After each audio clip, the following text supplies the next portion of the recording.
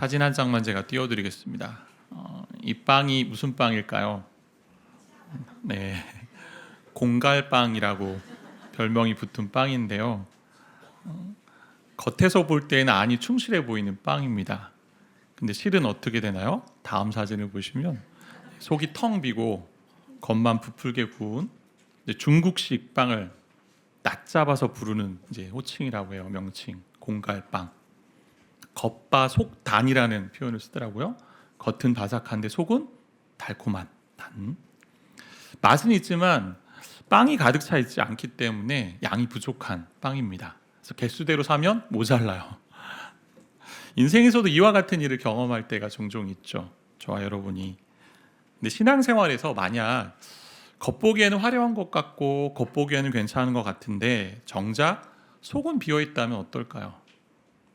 예수님이 그러한 모습에 대해 마음 아파하시는 이야기가 오늘 사건이라고 할 수 있는데요. 본문은 두 가지 이야기가 연결되어 있습니다. 본문을 세 부분으로 좀 나눠볼 수 있는데 마가복음에서 잘 쓰는 구조, 샌드위치 구조로 되어 있는 본문이라고 할 수 있어요. 앞과 뒤의 이야기는 무화과 나무 이야기가 있고요. 그리고 가운데에 성전을 깨끗하게 하는 이야기가 들어 있습니다. 다른 복음서인 마태복음에도 이 이야기들이 같이 나와 있는데 마태복음은요 그냥 별개의 사건을 그냥 연결해 놓은 것으로 붙여놓기만 하고 있습니다.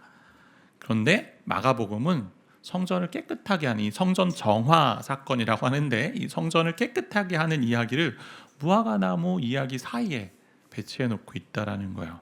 이렇게 배열한 이유는 이것을 좀 통으로 보면서 뭔가 전달하고자 하는 메시지가 있다고 볼 수 있습니다. 단순히 장사하는 사람들로 가득한 성전을 예수님이 깨끗하게 하셨다.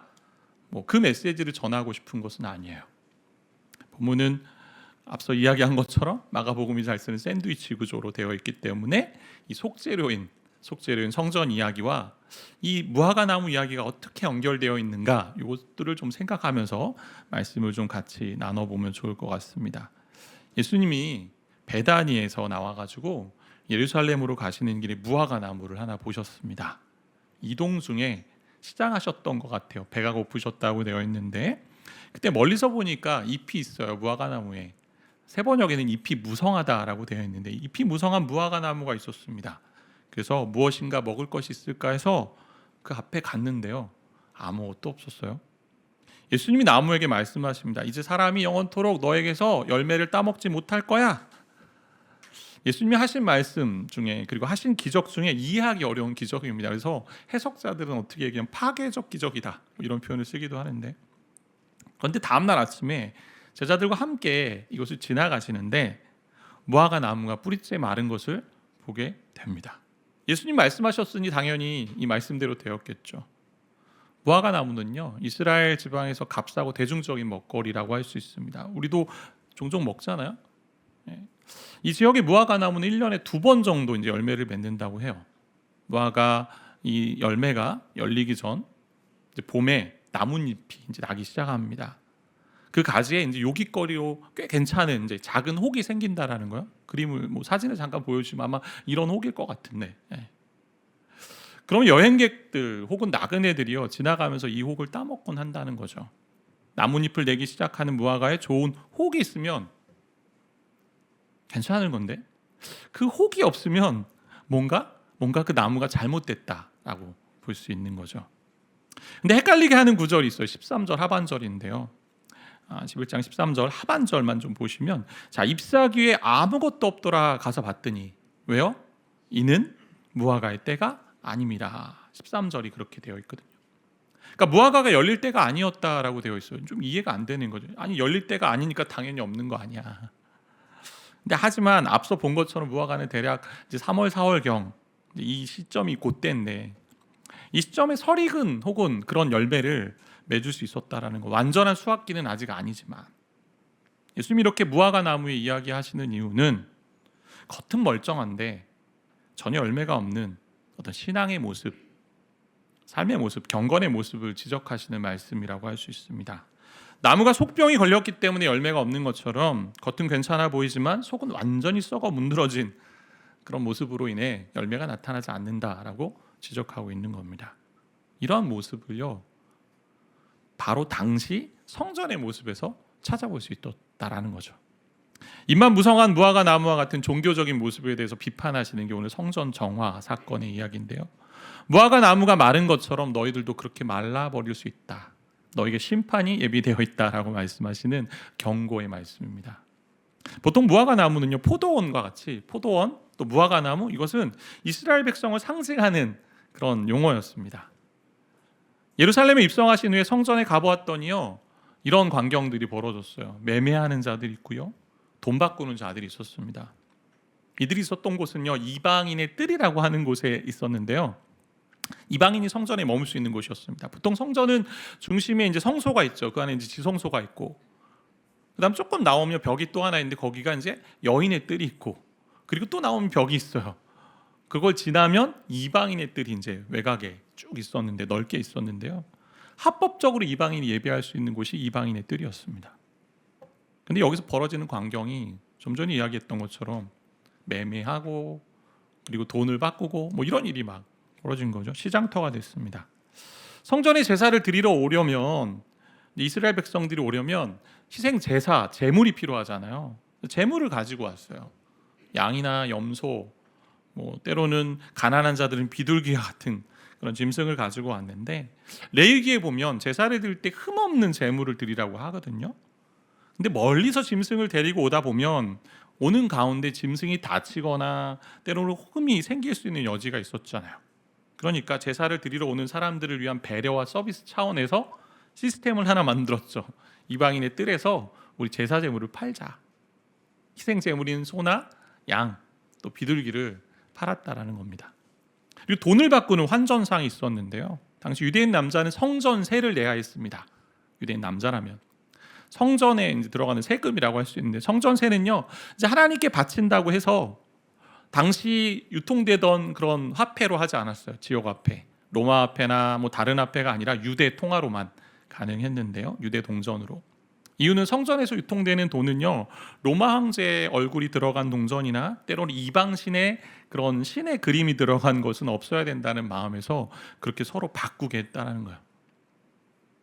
그래서 여러 동전들을 가지고 오면 유대 통화로 바꾸니 환전을 할 때 환차익이 생기잖아요.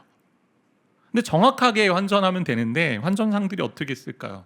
부풀려서 환율로, 그런 부풀린 환율로 자기 배를 채우는 일들을 했다라는 거죠. 또한 희생 제물을 판매하는 이 상인들도요, 터무니없는 가격으로 제물을 팔기도 했습니다. 제사장들은 어땠을까요? 이 제물을 판매하는 사람들과 뭐 같이 이야기해서 이렇게 한 것 같아요. 희생 제물을 가져가는데 일부러 흠을 찾는 거죠. 아, 이거 안 됩니다. 다른 거 사십시오. 순례객들을, 그리고 예배드리러 오는 사람들을 위한 그 배려 차원의 서비스라고 할 수 있습니다. 그렇게 좋은 의도로 시작되었는데, 이렇게 좋은 의도로 시작된 것이 성전에서의 예배를 어지럽게 만드는 요소가 되었다라는 거죠. 이방인들이 전혀 예배드릴 수 있는 공간이 되지 않았어요. 진정한 예배는 없고 형식만 남아있는 모습입니다. 내용과 본질은 없고 거칠에만 남아있고 제사, 의식, 제도만 나와 있습니다. 내용은 없습니다. 예배하는 장소가 남의 것을 갈취하는 장소가 됐고요, 자기 배를 채우는 장소가 되어서 욕심의 장소가 됐고, 예배를 드리지 못하게 하는 걸림돌이 되었다라는 거죠. 이 모습에 예수님이 거룩한 의분을 가지시고요, 상을 뒤집어 엎으십니다. 원래 성전의 역할을 하지 않고요, 자기 이기심을 채우는 장소가 됐고 마음 없이 형식만 남는 장소가 되어버렸기 때문에 그렇게 하신 거예요. 원래 성전의 역할이 뭘까요? 11장 17절 말씀 우리 같이 좀 함께 읽을 텐데요, 함께 읽어보겠습니다. 이에 가르쳐 이르시되 기록된 바 내 집은 만민이 기도하는 집이라 칭함을 받으리라고 하지 아니하였느냐. 너희는 강도의 소굴을 만들었도라 하시매. 시장터가 된 현재의 모습을 강도의 소굴이라고 우리 주님 말씀하세요. 예레미야 7장에 있는 말씀의 인용인데, 그 예레미야 7장에 이 말씀이 나오는, 이 강도의 소굴이라 나오는 이 구절을 이렇게 쭉 문맥을 살펴보면 이렇게 돼요. 여호와의 성전이라고 말하면서 하나님 앞에 바르게 하지 않고 와서 나는 구원받았습니다, 나는 구원받았습니다 하면서 제사 드리는 그런 사람들에게는 성전이 마치 도둑의 소굴과 같다라고 말씀하십니다. 그러니까 하나님의 길과 하나님의 행위를 바르게 하지 않는 그 모습을 가지고 와서 나는 괜찮습니다라고 예배드리는 건 잘못됐다. 이방인과 고아와 가부를 압제하고 다른 우상을 섬기고 도둑질하고 살인하고 간음하고 거짓 맹세하는 그런 모습들 그렇게 가지고 오면 아무런 소용없다. 이렇게 타락한 모습을 가지고 와서 내 마음은 괜찮지, 그리고 하나님 다 용서해 주셨으니 됐지, 또 이러면서 난 구원받았다라고 얘기하면 하나님 전에 와서 예배하는 것, 그런 건 잘못됐다라고 말씀하는 거예요. 그러니까 겉은 멀쩡한 것 같지만 속은 비어있는 신앙이다라고 말씀하고 있는 거죠. 장터가 되어 복잡해졌으니 강도의 소굴이 됐습니다. 근데 강도의 소굴이라는 것은요, 강도짓을 하는 장소가 아니잖아요. 강도들이 남의 것을 빼앗은 후에 돌아오는 장소입니다. 은신처죠. 안식처입니다. 자, 이 말은 뭐냐면 내가 성전 밖에서 내가 무슨 일을 저질렀던 간에 그냥 상관없이 그냥 성전에 와서 또 제사 드리면 용서해 주시고 하나님과 건강한 교제를 누리고 있다라고 착각하게 만든다라는 거죠. 제사만 잘 드리면 된다. 제사만 잘 준비하면 된다. 어떻게 드리는 것이 중요하지 않다. 자기식으로 하나님 만나고요, 형식만 잘 준비되면 된다는 식으로 하나님께 나아갔다라는 거예요. 오늘날로 본다면 교회만 잘 나오면 된다. 안 나오는 것보다 낫겠죠. 또 말씀을 읽으면 된다. 뭐 기도하는 것 된다. 우리 사역을 하면 된다. 근데 그 모든 것을 내 중심으로 만약 한다면 하나님 원하지 않는 제사의 모습이죠. 마치 한번 내가 주일 빠지면, 마치 한번 내가 예배 드리지 않고 말씀 듣지 않으면 일주일간 무슨 일이 있을까 해서 미신적인 마음으로 신앙생활을 한다면, 마음은 없고 정작 예배받을 하나님은 없다면, 의식에 참여하는 것만으로 내가 안전을 누린다면 문제가 있다라는 거죠. 그러니까 내가 주님을 만나러 오기 전에는 내 마음대로 막 살다가 성전에서는 그렇듯한 척, 내 죄를 사하주셨으니 나는 괜찮다라고 스스로 위안 삼으며 사는 모습을 우리 하나님이, 예수님이 지적하고 있다라는 거죠. 예수님이 원하시는 성전의 모습은 뭘까요? 이사야 인용이 있죠. 이사야서 인용을 이제 얘기한 건데 17절 말씀이 내 집은 만민의 기도하는 집이다라고 말씀해요. 내 집은 만민의 기도하는 집. 만민이 기도하는 집, 또 만민을 위해 기도하는 집, 만민이 기도하는 집인데, 그러니까 성전은 기도하는 것이죠. 왜 기도합니까?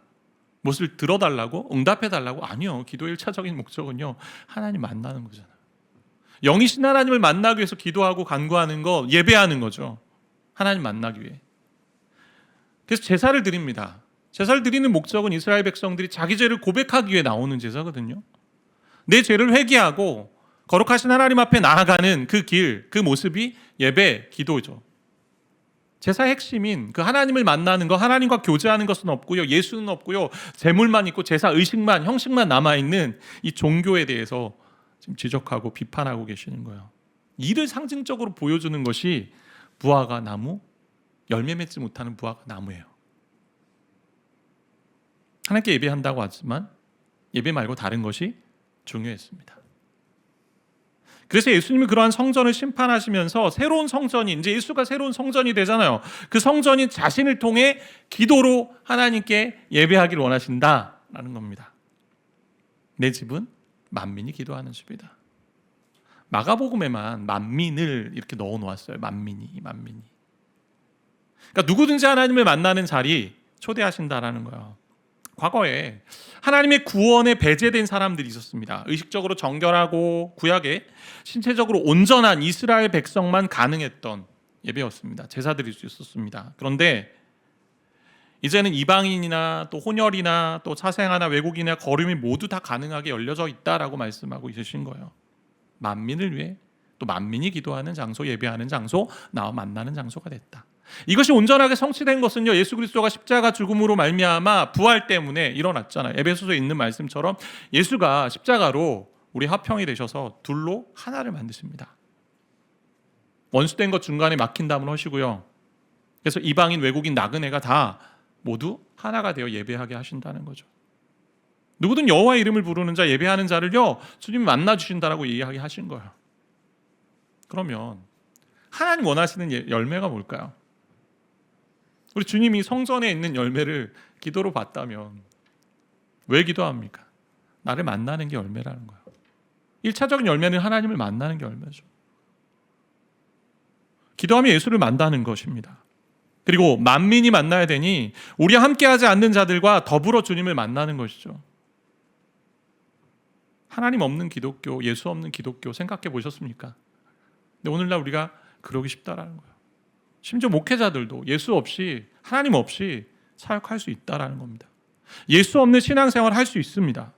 내가 한 신앙의 연수만 가지고 붙들고 있고, 내가 해왔던 사역만 가지고 붙들고 있고, 내가 가지고 있는 직분, 또 내가 가지고 있는 어떠함을 붙들고 있다라면 그것은 하나님 앞에서 헛된 삶의 모습이라는 거죠. 그것이 우리의 신앙, 믿음을 보장해 주지 않습니다. 어떤 분이 이렇게 이야기할 수 있어요. 목사님, 저 기도 유창하게 할 줄 압니다. 목사님, 제가 이제까지 해왔던 사역 얼마나 많은 줄 아십니까? 지금도 얼마나 많이 하고 계신지 아십니까? 하지만 우리 주님 말씀하시죠. 그러한 모습 자체가 형식적으로 되기 쉽다. 그거 가지고 너의 믿음이 온전하다, 진정하다라고 이야기하지 않는다. 예수를 진정으로 만나는 신앙생활 하고 계십니까? 저 여러분에게 묻는 얘기예요. 여러분에게 묻는 얘기만이 아니라 저에게도 묻는 얘기입니다. 겉으로는 괜찮아 보이는 어떤 신앙이라고 여기지만 내면에는 주님 없이 살고 있는 그런 모습은 혹시 없으십니까? 주일 또 주중에 주님 만난다고 하면서 예배를 드린다고 하면서 또 공동체 예배, 개인의 예배, 근데 하나님 없이 내가 정말 그렇게 왔다 갔다 보내고 시간만 보내고 있는 것은 아닌지, 주님의 열정이 가운데 있잖아요. 헛되게 예배하지 말고 그냥 입만 무성한 그런 무화과 나무 되지 말고 제발 나와 만나면 안 되겠니? 나와 만나서 그리고 나서 열매를 맺으면 안 되겠니? 라는 이야기를 하고 계시는 거예요. 이 본질을 채우는 길을 어떻게 하면 할 수 있을까요? 두 가지만 이야기하고 말씀을 좀 마무리하려고 하는데, 첫 번째는 믿음의 기도죠. 예수님이 성전을 깨끗하게 하신 후에 다음날 아침에 무화과 나무가 마른 것을 보자 베드로가 이야기하죠. 나무가 말랐습니다. 저주하신 그 나무가 말랐습니다. 예수님이 말씀해 드렸어요. 그럼 예수님이 어떻게 하셔야 돼요? 이 나무가 왜 말랐는지를 설명해 주셔야 되잖아요. 근데 그런 얘기는 없습니다. 그리고 나오는 말씀이 이렇게 이어지죠. 11장 22절부터 25절 말씀인데, 22절 예수께서 그들에게 대답하여 이르시되 하나님을 믿으라. 자, 하나님을 믿으라라고 시작합니다. 그리고 23절 같이 좀 읽어볼까요? 내가 진실로 너에게 이르노니 누구든지 이 산더러 들리어 바다에 던져지라 하며 그 말하는 것이 이루어질 줄 믿고 마음에 의심하지 아니하면 그대로 되리라. 너무나 좋아하는 말씀이죠. 우리의 기도는 산을 옮길 수 있는 기도야. 그래서 예를 들면 집 앞에 있는 산 위에 기도하는 분도 있겠죠. 이 산을 옮겨서 하나님 여기에 도로가 좀 나게 해달라, 뭐 이럴 수도 있고. 그런 기도가 아니란 얘기예요. 24절 그러므로 내가 너에게 말하노니 무엇이든지 기도하고 구하는 것은 받은 줄로 믿으라. 그리하면 너에게 그대로 되리라. 믿음을 계속 강조하죠.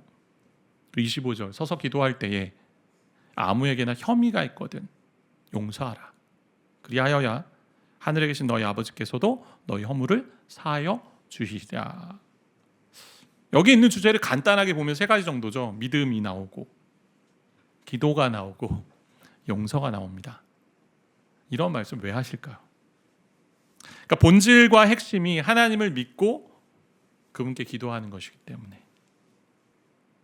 성전은 그러한 곳이고 신앙생활의 핵심은 내가 기도를 통해 하나님을 만나는 거기 때문에. 그 하나님을 왜 만나요? 믿기 때문에. 유일하신 하나님이시기 때문에, 유일하신 신이기 때문에 그 믿음이 있어서 그 믿음을 가지고 기도하고 만난다라고 이야기하는 거죠.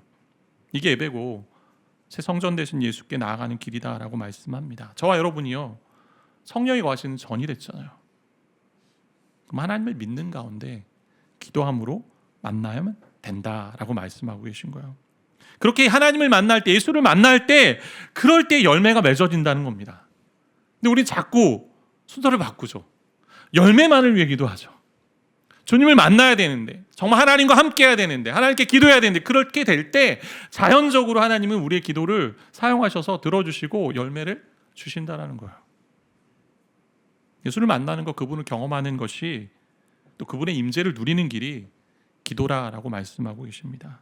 예수 만날 때 예수를 통해 하나님의 일하심을 경험한다라고 말씀하는 거예요. 이것이 첫 번째 열매고 2차적인 열매는 그렇게 예수를 만나면 예수와 관계를 맺으면 기도하면 무엇이든지 기도하면 하나님의 뜻 가운데 하나님의 방식으로 이루어 주신다라는 겁니다. 그래서 믿음의 기도는요, 하나님 정말 살아계신 분인가라는 그 믿음을 가지고 하나님의 존재를 믿고 하나님의 능력을 믿고 기도하는 거죠. 그러면 그분의 뜻에 순종하며 살게 됩니다. 그래서 믿음의 기도는 순종의 기도고요, 하나님의 모든 것을 수용하는 기도죠. 우리가 이제 배가 그 항구에 정박할 때 보면요, 이제 큰 배는 좀 어떨지 모르는데 작은 그냥 뭐 배를 타고 가는, 노를 젓고 가는 배라고 생각해 볼 때 닷 같은 거를, 뭐 갈고리 같은 걸 던지지 않습니까? 그리고 이제 그 항구 해안 쪽에 걸어놓고 잡아당기잖아요. 근데 이게 잡아당길 때 마치 해안을 내 쪽으로 잡아당기는 것 같잖아요. 근데 결국 결과는 어떻게 해요? 내가 그리로 가는 거잖아요. 그러니까 우리의 기도는 무엇이든지 다 구하면 이루어진다라는 전제 안에는 하나님의 뜻 가운데 구할 때, 내 뜻을 하나님께 맞출 때 예수님이 그렇게 하셨듯이 나의 원대로 하지 마옵시고 아버지 원대로 해달라는 그 기도하셨듯이 그렇게 할 때, 맞춰갈 때 하나님 이루어준다, 그 말씀을 하고 있는 거예요. 그럼 기도가요, 열매를 맺습니다. 기도를 하나님 만나고 하나님을 믿으면 하나님 우리의 기도를 사용하신다는 거죠.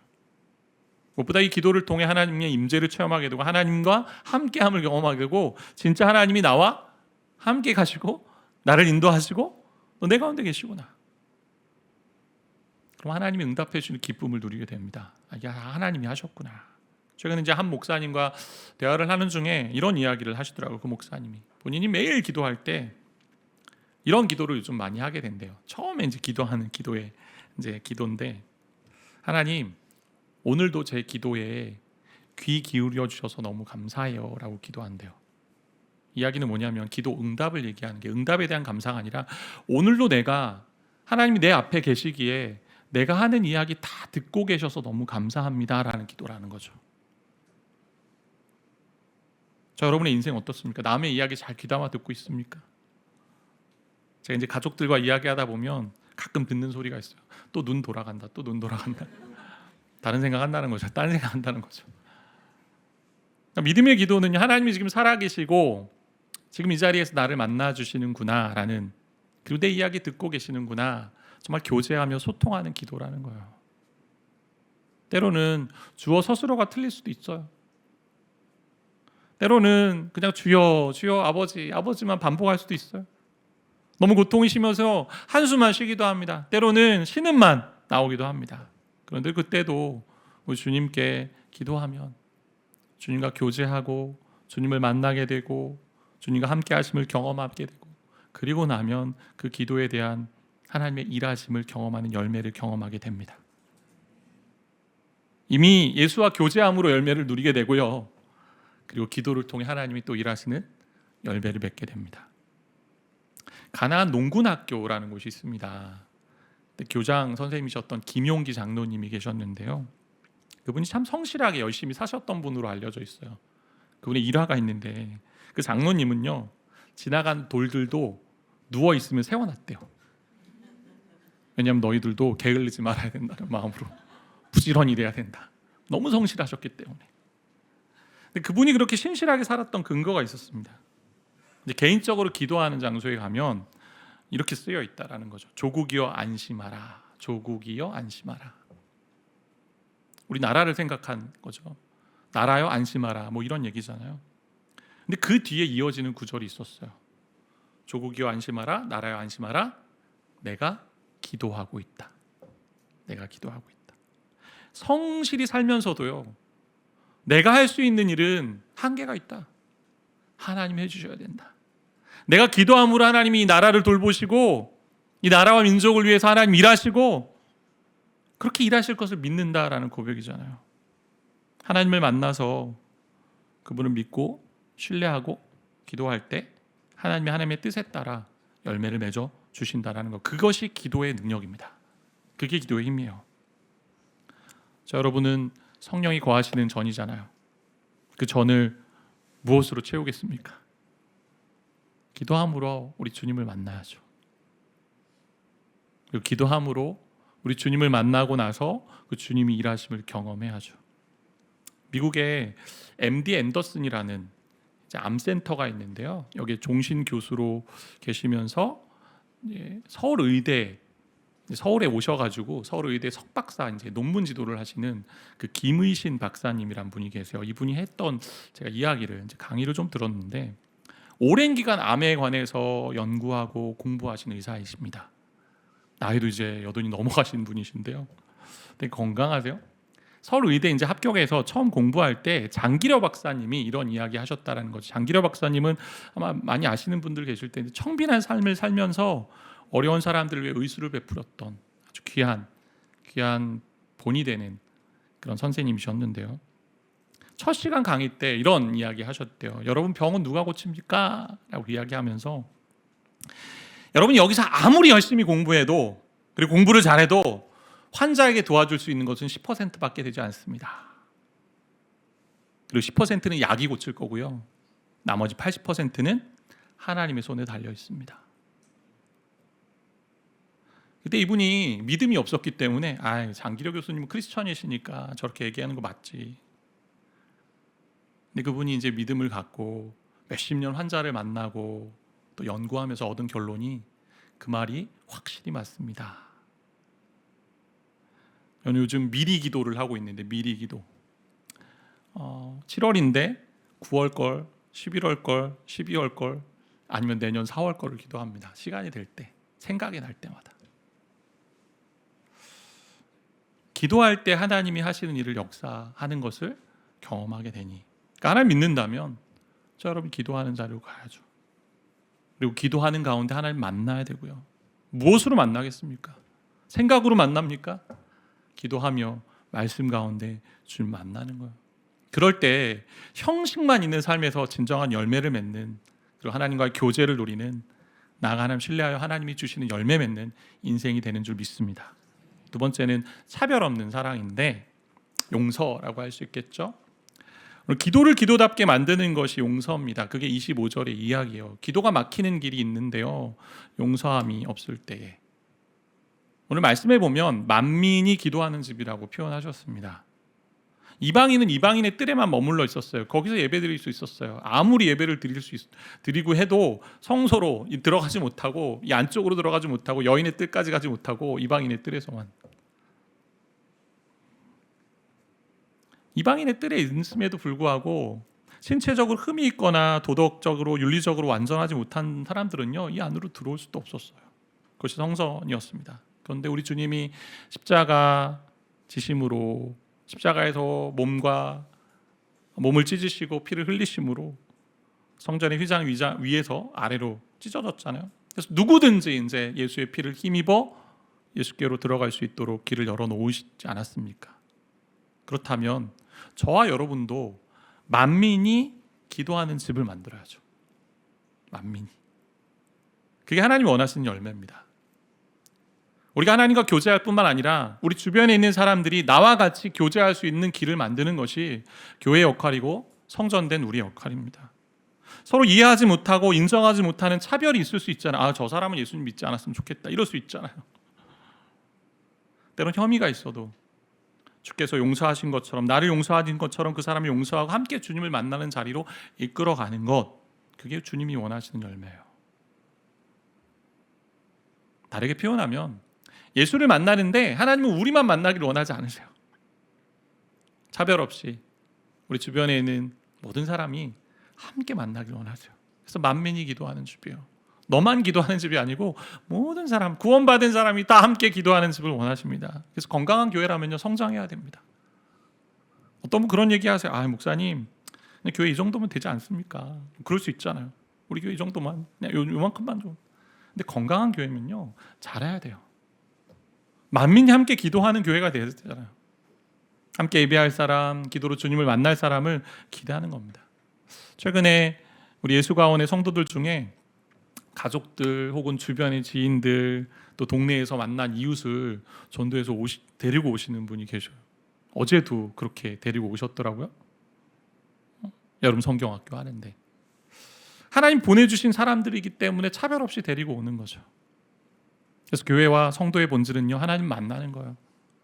근데 우리만 만나는 게 아니고 같이 만나는 자리, 같이 하나님을 예배하는 자리, 같이 기도하는 자리, 같이 하나님께로 나아가는 자리로 데리고 가는 것입니다. 이것이 하나님의 백성으로서 원하시는 열매입니다. 이 모든 것을 기도할 때 이루어 주세요.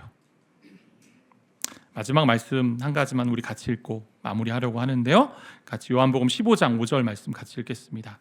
나는 포도나무요 너희는 가지라. 그가 내 안에 내가 그 안에 거하면 사람이 열매를 많이 맺나니 나를 떠나서는 너희가 아무것도 할 수 없음이라.